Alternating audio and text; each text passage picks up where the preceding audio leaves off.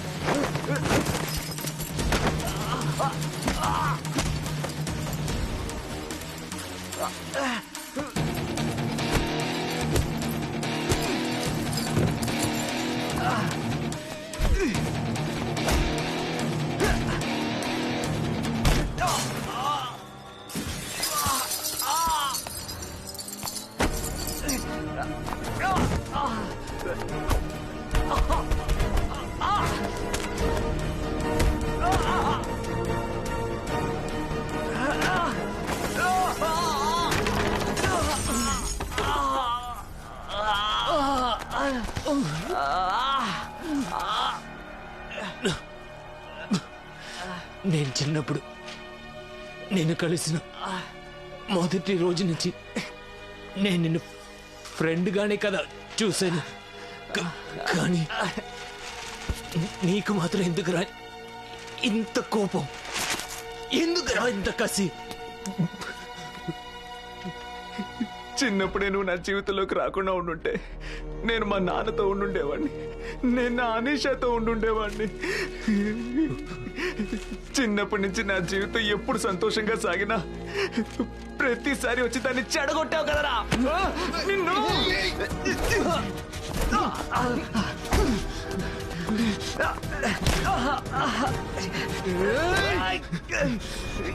మీ నాన్న చంపింది నువ్వు, తప్పు చేయడం మొదలెట్టింది నువ్వు, నీ పెళ్ళాం బిడ్డని ఆపదలో పెట్టింది నువ్వేరా. బాబా అమాయకుర్రా మా నాన్న, ఆయన ఏం తప్పు చేశాడు?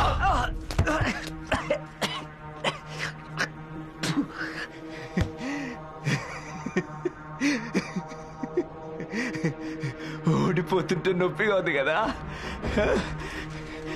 నాకు అంతేరా. అనీష చనిపోయినప్పుడు ఇదే నొప్పిరా నాకు కలిగింది. గెలుపు ఓటమని ఇంకా నువ్వు జీవితాన్ని పోటీగానే చూస్తున్నావు కదా. అవునరా,